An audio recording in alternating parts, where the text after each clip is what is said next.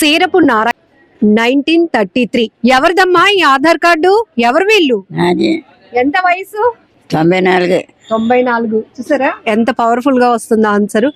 ఈ వయసులో కూడా అసలు 94 ఏళ్ల వయసులో పక్కన పెట్టండి, 60 ఏళ్ల వయసులో మనం ఏం చేస్తాము అంటే ఇంకా కష్టపడాలా, కాస్త రెస్ట్ తీసుకుంటే పోలా అని అంటాం. హా అని అంటుంది ఈ మామగారు. ఇంతకీ పేరు నారాయణమ్మే, కానీ సీతమ్మ ధార రైతు బజార్లో ఈ బామ్మగారిని అందరూ రైతు శబరి అని పిలుస్తారు. శబరి అని ఎవరు పేరు పెట్టారు? అలా అమ్మేపులు అమ్మేవారు. ఓకే. అప్పుడు ఒక నిమ్మకాయల రాజుగారు అని ఉండేవారు. అతను ఎట్టాడు నాకు ఆ పేరు సబరని, అదే పేరు అయిపోయింది. అదే పేరు అయిపోయింది. ఓకే. మరి చూడటానికి అలా ఉన్నారు మీరు, శబరిలాగా అందరూ అలాగే అంటున్నారు. మా శబరిని ఇంటర్వ్యూ చేయడానికి వచ్చారా మీరు రైతు బజార్ కని అడుగుతున్నారు మమ్మల్ని. సోల్మందర బజార్ లో అక్కడ వాళ్ళు అందరూ సబరాన్ని పెళ్ళడమే. ఎంతమంది పిల్లలు? 5గురు. 5గురు. ఎవరెవరు? 3 ఆడోళ్ళు, 2 మగోళ్ళు. మరి ఇంకెందుకు రెస్ట్ తీసుకోవచ్చు కదా, మళ్ళీ కూరగాయలు అమ్మడం వేయటం. ఇంటికాడ పడుకొని ఏడ్చేయాల బా అంటింది. అంతేనంటారు. మీలాంటి మనవాళ్ళు 14 మంది. 14 మంది మనోళ్ళు. అయినా కూడా కష్టపడాలి. ఇష్టమా మీకు? 20 ఏళ్ళ నుంచి చేస్తున్నారంట రైతు బజార్లో కూరగాయలు అమ్మడం. మరి ఇంటి దగ్గర ఉండడానికి అసలు ఇష్టం ఉండదా? ఇంటికాడ నుండి ఏడ్చారు చెప్పి. టీవీ చూస్తాను. ఆ టీవీ కూడా చూడరా? టీవీ చూడరా? చూస్తాను, నాకు టీవీ వేయడం రాదే. రెస్ట్ తీసుకోరా, పడుకోవచ్చు కదా. అవును, ఒంట్లో బాగాలేకపోతే పడుకుంటాం, బాగుంటే పడుకొని ఉంటావు అలాగానే. చెప్పి అంతే కదండి, అలా పడుకొని ఉండగలవా? మరి ఇంకేమి ఉండలేవు. కబుర్లు చెప్పుకోవచ్చు కదా ఇంటి చుట్టుపక్కల అందరితోని. ఇంటి పక్కన వాళ్ళతో కబుర్లు చెప్పుకొని ఉండొచ్చు. అలాగే వెళ్ళం మేము, ఎవరి ఇంటి పక్క, వాళ్ళ ఇంటి పక్క, వీళ్ళ ఇంటి పక్క, ఎక్కడికి. మా ఇంట్లో పని ఏదో మా బాధ ఏమో అంతే. నా పిల్లలే కాదు, నా మనవలైనా సరే. 14 మంది మనవలు అయితే 10 మంది పెళ్లి చేసాం. 15 మంది పుట్టారు. 15 ఇప్పుడు ఇంట్లో ఉంది, బడికి చేపెట్టి వచ్చింది. అది మొత్తానికి ఖాళీగా ఉండకూడదు. ఒంట్లో దేవుడు సత్తువ ఇచ్చినంత వరకు పని చేస్తూనే ఉండాలి. అంతే అంతే. అందరికీ చెప్తున్నారు ఈ మాట. మరి గాంధీ తాత గారిని వాళ్ళని ఎప్పుడైనా చూడటం గానీ? చూడలేదు.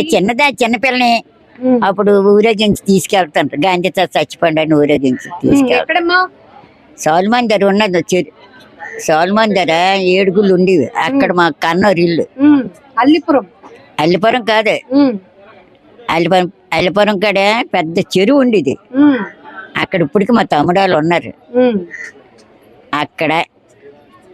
ఆ రోడ్ని తీసుకెళ్తాను సోదమానంకి వెళ్ళి. అప్పుడు చూసాం చిన్నపిల్లలమే. అప్పుడు ఎంత ఉంటది మీ వయసు అప్పుడు? ఎంతో ఎంత కాదు, పిల్లలమే. గాంధీ తాతను ఊరేగించి తీసుకెళ్తాను, చచ్చిపోయాను. మీది మరి ఈ ఊరేనా, విశాఖపట్నమేనా? సొంత ఊరే. ఈ ఊరే కదా, మన ఊరేది. చూసారా, దానివల్ల ఎంత ప్రౌడ్ గా చెప్తుంది, ఇదే సొంతూరు. అల్లిపురం. మా అమ్మగారు రౌడీ, పెద్ద రౌడీ లాగే. అంతేనా? రౌడీ లాగా. మాది అల్లిపురమే చిన్నప్పుడు. మరి అప్పుడు వైజాగ్ ఎలా ఉండేది? ఇప్పుడు అంతా మారిపోయింది. అప్పట్లో ఎలా ఉండేది మన ఊరు? ఇదంతా దుక్కలు దూలాలు ఇవన్నీ తోటలే ఇక్కడేటి ఉండేది. అప్పుడు మీకు ఊహ తెలిసి ఊరు, మనం విశాఖపట్నంలో ఊరు అంటే ఎక్కడుండేవి? మేము ఎక్కడికి వెళ్ళేవారం కాదు అప్పుడు. అల్లిపురంలో ఉండడమే, ఇంటికాడ ఆడుకొని అక్కడ. పెళ్ళి అయ్యాక తాచేడుపాలెం ఇచ్చారు మాకు. మా అత్త తాచేడుపాలెం. అంతే. మొదటి నుంచి పని చేసే వాళ్ళ మీరు? ఇలా సాయంగా ఏదైనా బజార్ వచ్చింది కానీ మేము ఎక్కడ బయటకు వెళ్ళడం తెలియదు. తాతయ్య గారే మొత్తం అన్ని చూసుకునేవారా? తాతయ్య గారే అన్ని చూసుకునేవారా? తాతయ్య గారికి ఉద్యోగం. ఏ జాబ్? కోఆపరేటివ్ డిపార్ట్మెంట్ లో. ఈ ఊరి నుంచే శ్రీకాకుళం ట్రాన్స్ఫర్ అయ్యి వెళ్ళాం. అక్కడనే చీపురుపల్లి వెళ్ళాం ట్రాన్స్ఫర్ అయ్యి. చీపురుపల్లి ఉండేది. మరి ఇప్పుడు ఇన్ని గంటలకు బో తింటే ఎలాగా? 4 అయింది, 4 గంటలకు భోజనం చేస్తారు. ఆ? మేము అసలు 1 గంట దాటితే ఇంకా అలారం కొట్టేస్తుంది కడుపులో. మాకు ఉండగలుగుతారు అలాగా? 4 గంటలు ఏం తింటున్నారు? చికెన్ అయితే తినగలవా? చికెన్ తినలే. వద్దులే, మనకు మంచిది ఏదైతే అదే తినాలి. ఏమిష్టం నీకు బాబు గారు?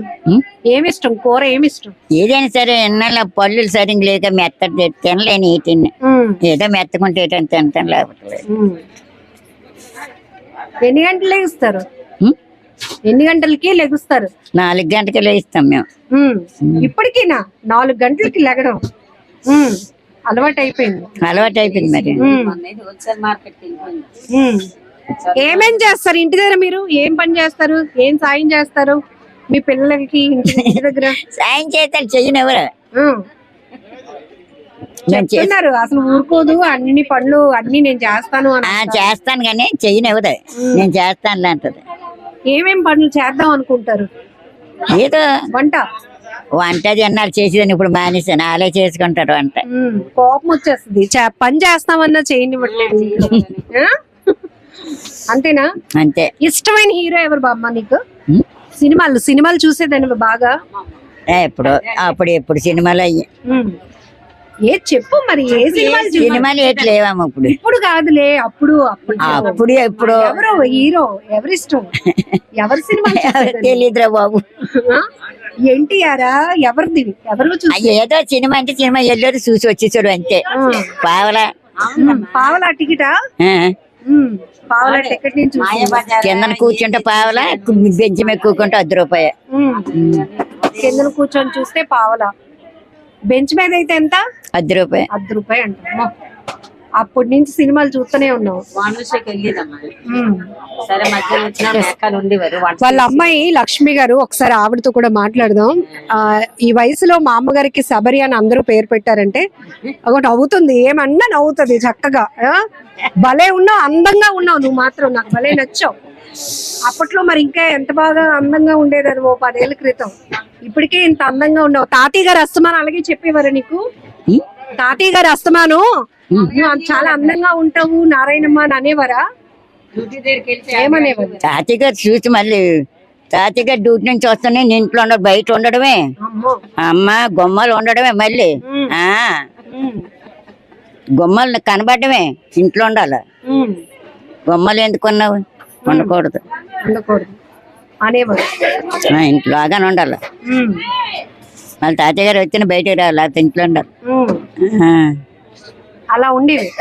మీ అత్తయ్య గారు వాళ్ళు ఎలా ఉండేవారు? మా అత్తయ్య గారు మంచినీళ్ళు కానీ పంపేవారు కాదు. మంచినీళ్ళు తాగుతానన్న పంపేవారు? మూతి నీళ్ళకి వెళ్ళిచ్చారు కాదు ఎవరు, ఇంటికాడ ఉండడమే. బయట కంటే రానిచ్చేవారు కాదు. మరి మీ అమ్మగారు మీ నాన్నగారు వాళ్ళు? మా నాన్న మా అమ్మ ఎప్పుడో చనిపోయారు. మా చిన్నాన్న వాళ్ళు ఉండేవారు. వాళ్ళ దగ్గర మీరు ఉన్నారా? ఇప్పుడులాగా సినిమాకి వెళ్తాను, ఫ్రెండ్స్ తో వెళ్తాను అలాంటివి లేవు. అప్పుడు సినిమాలు అయ్యి అక్కడ. మీ ఫ్రెండ్ ఎవరు? మీ ఫ్రెండ్? మా ఫ్రెండ్ చీరపిల్లి ఉండి చనిపోయింది ఆవిడ. అయ్యో,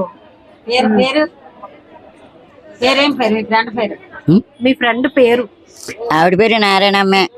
ఇప్పుడు మా కెమెరామెన్ పెంచుకుంటదా అని అడగమంటున్నాడు. మా అమ్మగారిని పెంచుకుంటదా నన్ను అని అడగమంటున్నాడు.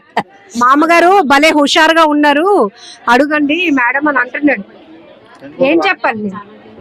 నన్ను పెంచుకుంటాడా? కాదు, మీరే ఆ అబ్బాయిని పెంచుకోవాలట.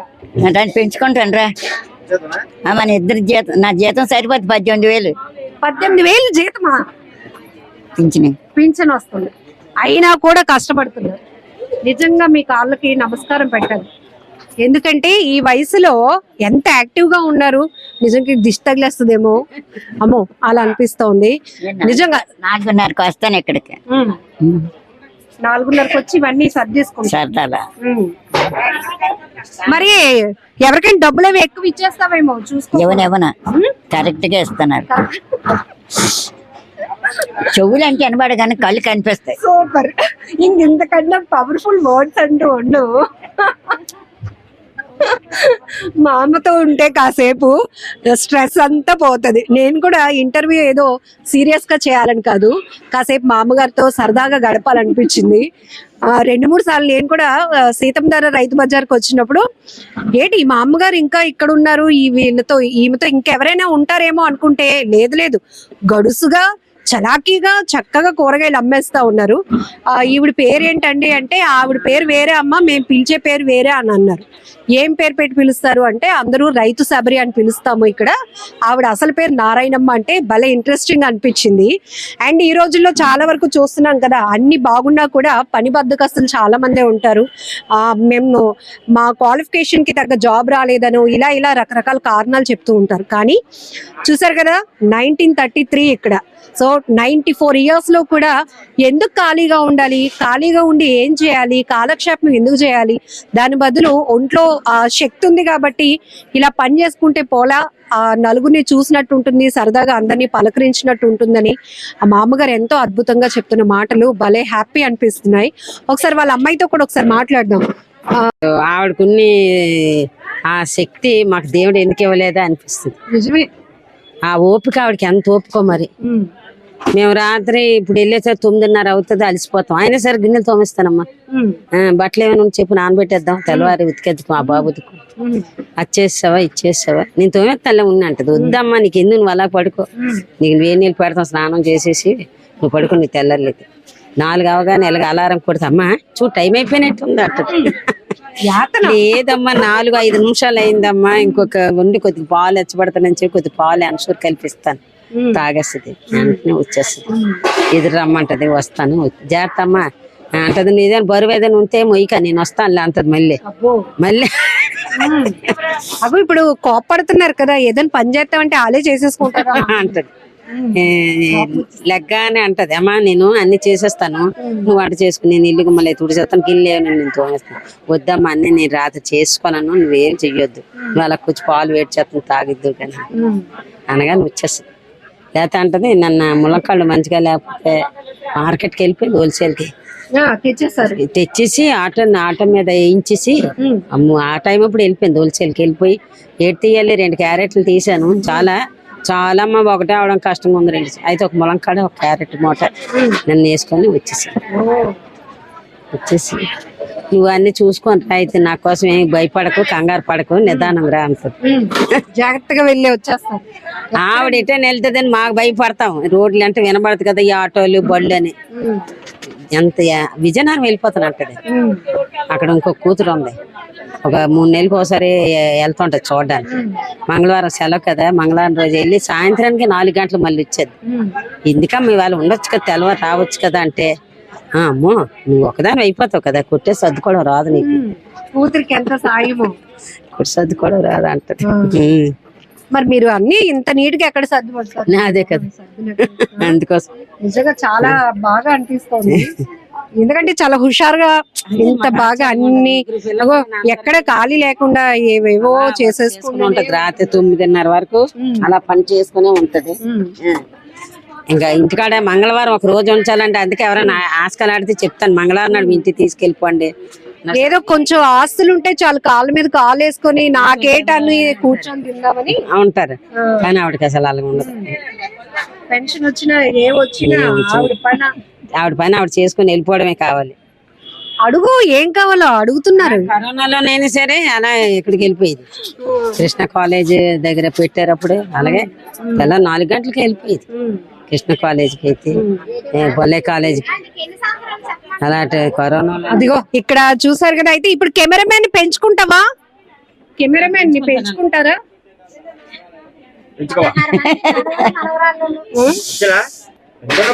సరే మరి చాలా విషయాలు చెప్పారు. Thank you. ఓకేనా? మరి అందరికి అక్కడ బోల్డ్ మంది మనవళ్ళు మనవరాళ్ళు చూస్తున్నారు. అందరికి కష్టపడమని ఎలా చెప్తారు చెప్పండి మీరు. పని చేసుకోవాలా, రోడ్డు మీద తిరిగి మందులు చేత అవుతుంది ఏంటి, ఏదో కష్టపడి పని చేసుకుంటే అందరూ మర్యాద ఇస్తారు మనకి. అంతే, అది కష్టపడి పని చేస్తే అందరూ మర్యాద ఇస్తారు, గౌరవం ఇస్తారు, మనం కూడా గౌరవంగా పిలుస్తారు, గౌరవంగా మనల్ని. అంతే, వాళ్ళు ఆడాక ఈడాక తిరిగితే ఎవడు మనకి చూడ. అంటే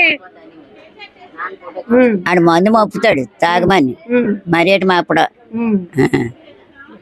అలాంటి చెడు వ్యసనాలు ఏవైనా ఉంటే మానుకొని గౌరవంగా బ్రతకడానికి అందరూ కష్టపడండి అంటూ ఈ 94 బామ్మగారు చెప్తున్న, బామ్మగారు కాదు రైతు శబరి గారు చెప్తున్నటువంటి మాటలు మీకేమనిపిస్తున్నాయి? మామగారిని చూసారు కదా, ఈ స్టోరీ చూసినాక మీకేమనిపించిందో కూడా కామెంట్ బాక్స్ లో మెన్షన్ చేయండి. మనం పెంచుకుంటాం. ఆ? నచ్చనా